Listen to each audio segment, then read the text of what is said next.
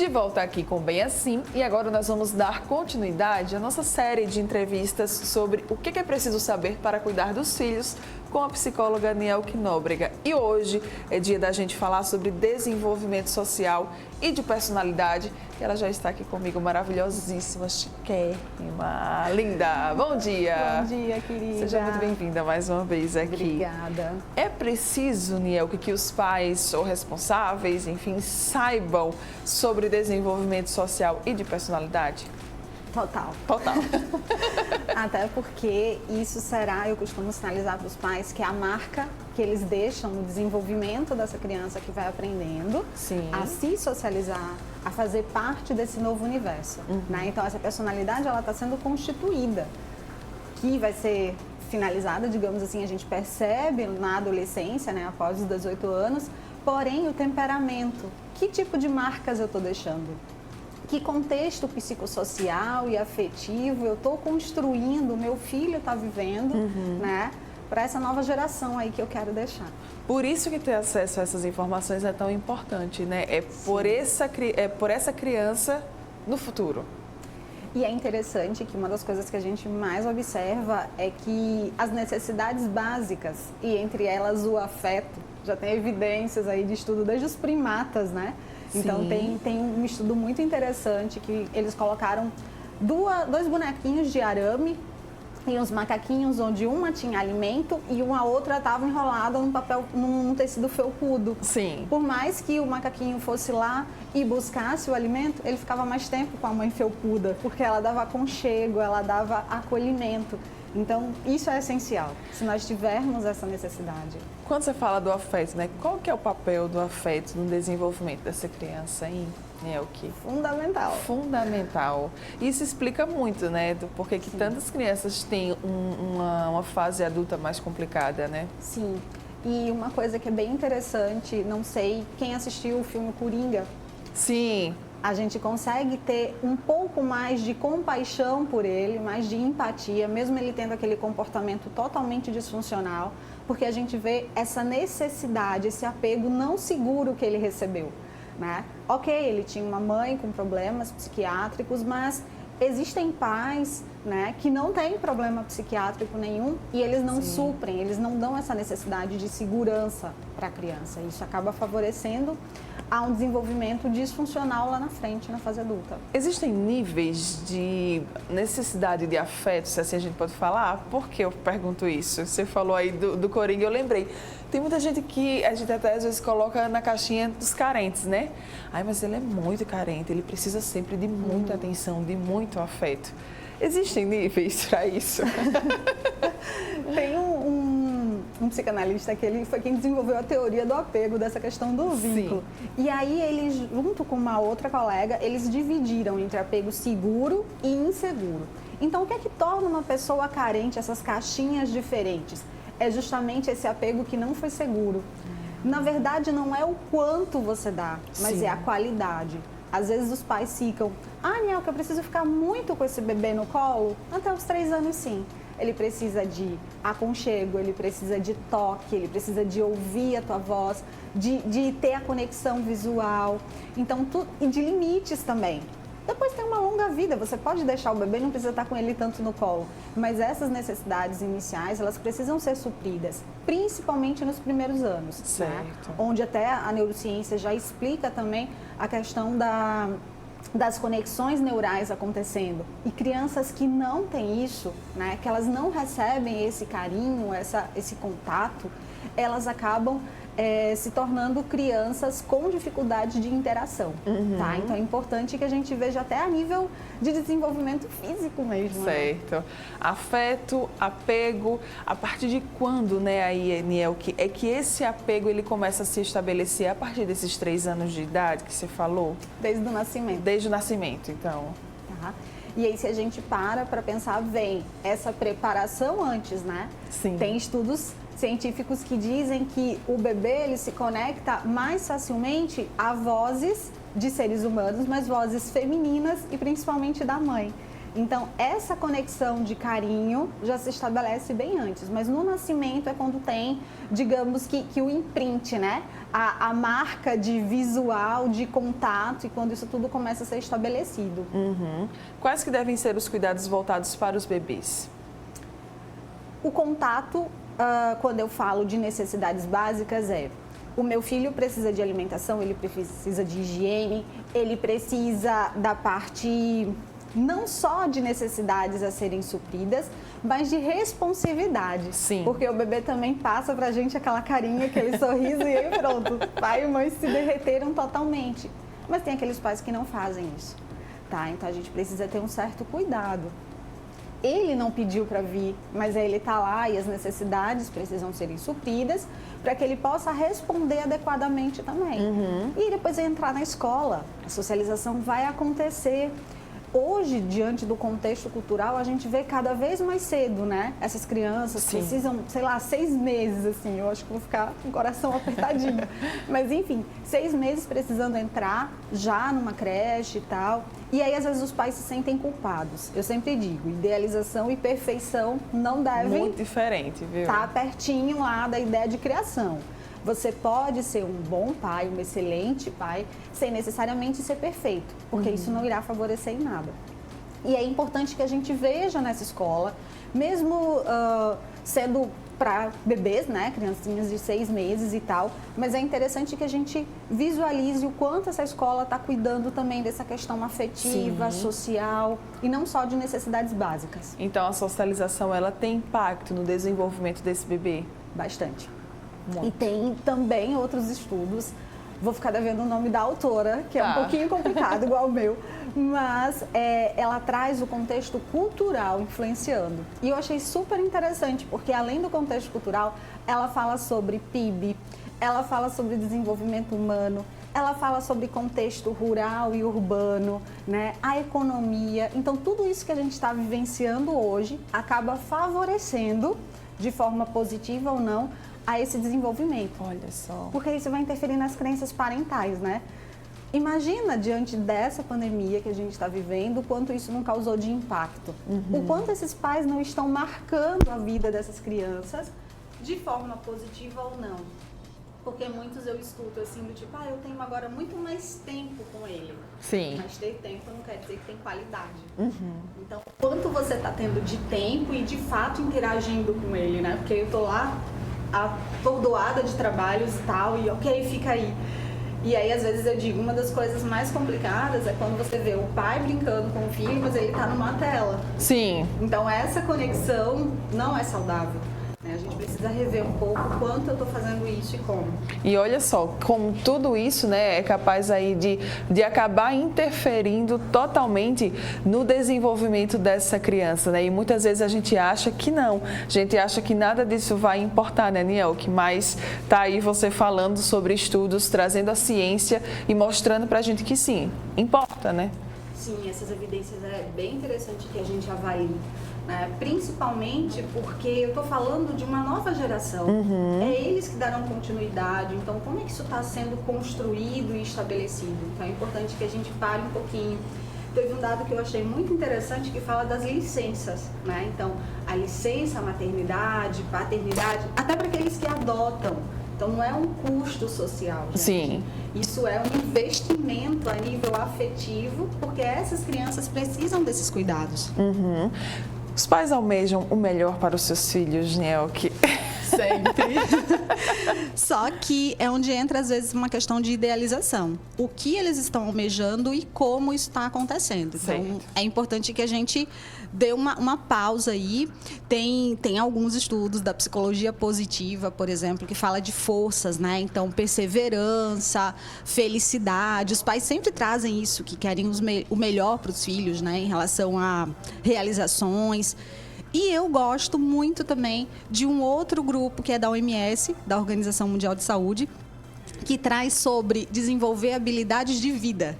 E isso favorece a gente, não só a criança, mas eu até brinco, eu falo, como eu queria ser uma adulta que tivesse conhecido que seria habilidade de vida, né? Sim. Porque a habilidade de vida, ela traz pra gente uma ideia, é um grupo de habilidades onde ele fala que o primeiro é o autoconhecimento. que tem tudo a ver com o seu jeito de ser, de funcionar, né? Que tem a ver com o apego que você recebeu. Então, envolve também uma questão de como eu vou resolver o problema, como eu vou tomar uma decisão, o que eu estou sentindo e como. E aí, o que a gente aprende dos pais? Felicidade, alegria, ótimo. Sim, inveja. Tudo maravilhoso, mundo perfeito. Ciúme, filho, isso é feio, isso está errado. Isso. Então, o que a criança aprende? A esconder essas emoções, só que elas estão lá, elas fazem parte. E aí, eu costumo dizer que mesmo desagradáveis de sentir, é importante que a gente ensine. E que os filhos também vão perceber que os pais sentem isso, né? Então, até para tomar uma decisão e avaliar vantagens e desvantagens, eu preciso entender o que eu senti. Eu fiquei com raiva porque eu me senti injustiçada diante daquele tema, né? Uma outra habilidade que eu acho super interessante é a gente poder ter a habilidade de pensar de maneira crítica e criativa. Se você pensa de forma crítica e criativa, você vai conseguir resolver o problema de maneira mais adequada, você vai conseguir tomar uma decisão mais assertiva e você vai conseguir ser empático com o outro, né? Então, a empatia, ela está muito relacionada a tudo isso, a essas conexões neurais, culturais, relacionais, todo esse contexto, né, que a gente prega tanto hoje em dia, de solidariedade, de se colocar no lugar do outro. E aí eu gosto muito de fazer uma analogia com a máscara de oxigênio. Sim. Então, quando tu tá na aeronave, a primeira coisa que a aeromoça sugere é coloca em você primeiro e depois em quem tá do teu lado. Então, é importante que a gente cuide da gente para poder, pai e mãe, né, cuidar do filho depois. Então, E esquecem disso, né? Muitas vezes. E aí vem aquilo que você falou, da situação ideal e da situação real, que são diferentes e que muitas vezes há essa cobrança. Por quê? Porque, não, por exemplo, vamos lá, né, usar essa metáfora, não coloca a primeira máscara de oxigênio em si, né, Nielke? Sim. E é importante que eles pensem também, né? Essa idealização.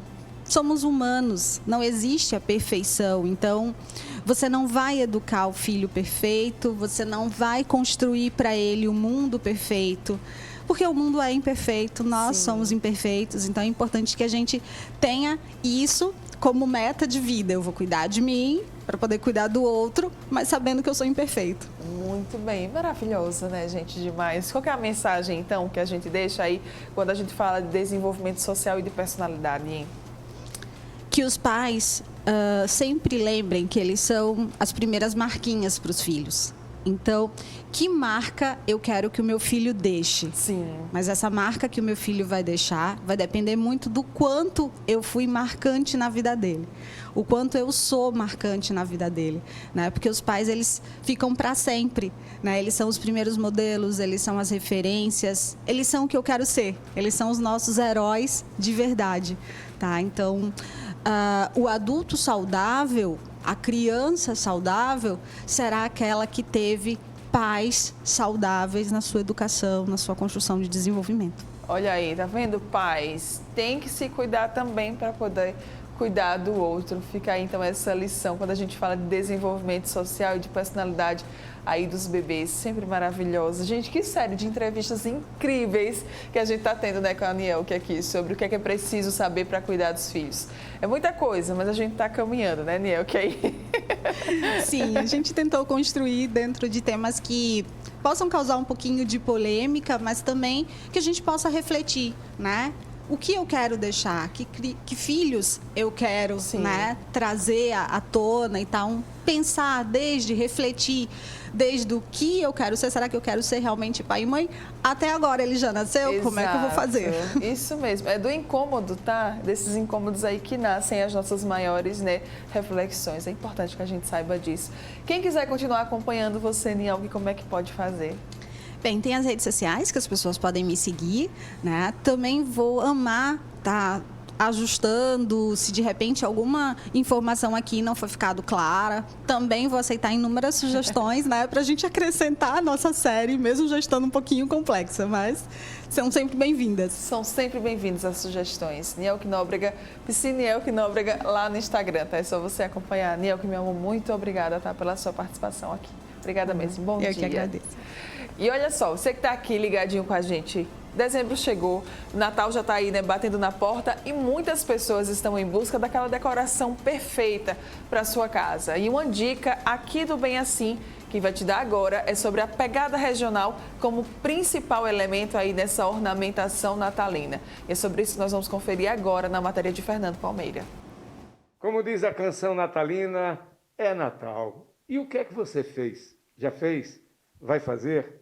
Vai fazer assim como essa artista que está do meu lado, é decoradora, ela é uma artista da criatividade e, acima de tudo, mantém a tradição a respeito dessa decoração da sua casa, que tem um estilo de fazenda, que fica aqui bem próximo também ao Aldebaran, no Jardim Petrópolis.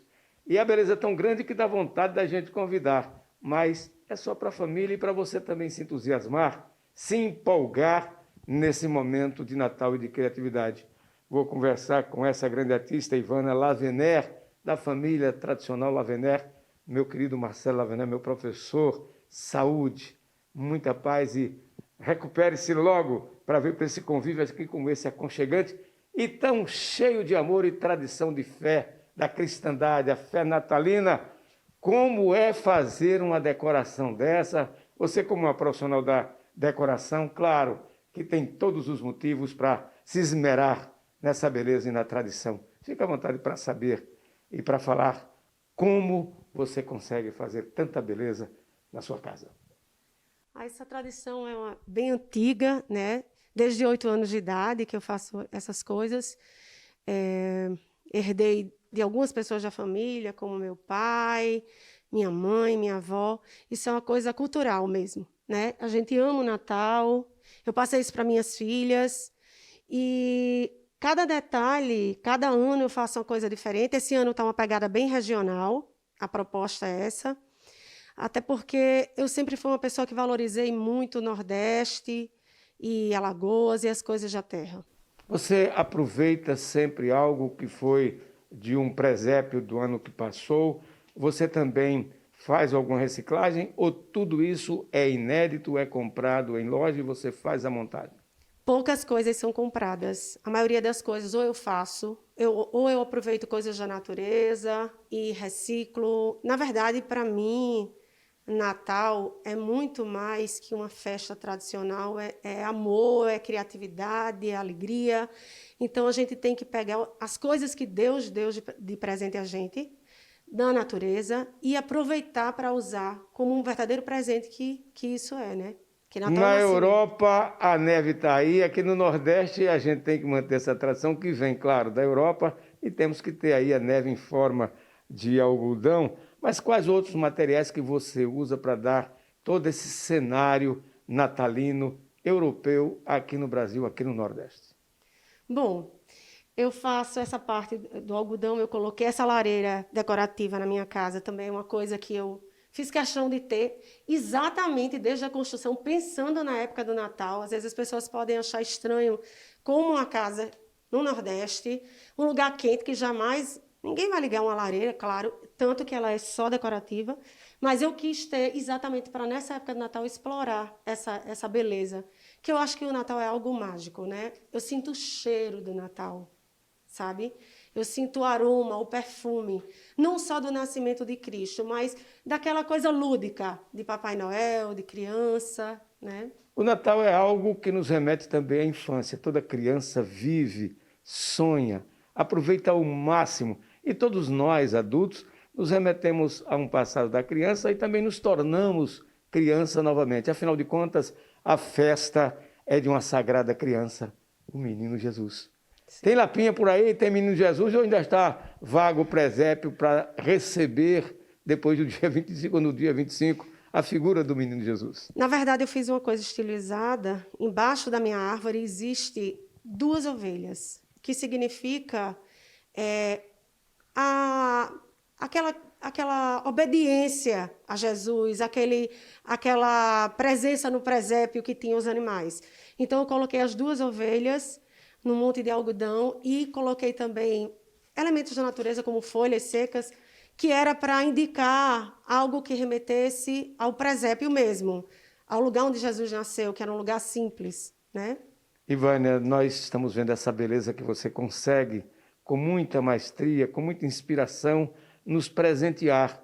Claro que só as redes sociais é que vão ter o canal, vão fazer daí o canal para chegar até os seus amigos aqui em Alagoas e fora de Alagoas, que afinal de contas, isso só a família é quem vai usufruir de perto na ceia do Natal, aqui no Jardim Petrópolis, né? Sim, é verdade. Então, fique à vontade para falar sobre aqueles que não vão poder estar aqui, mas que vão ter bem perto, através das redes sociais, esse seu amor, esse seu carinho, sua inspiração, a sua devoção a esse momento sagrado do Natal, que não é apenas a ceia do Natal, mas, acima de tudo, a fé. E é nessa obra maravilhosa que você deposita essa sua fé, essa sua inspiração. Então, fale aí para os seus fãs, para aqueles que adquirem, para aqueles principalmente que conhecem de perto a sua arte criativa de decoradora.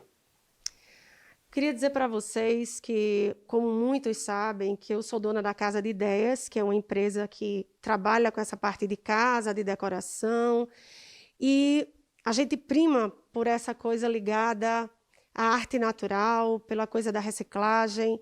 Queria falar para vocês também que valorizem essa época, principalmente esse ano tão difícil de pandemia, que a gente tem perdido tantos entes queridos. Aí a gente se pergunta, mas que sentido tem festejar?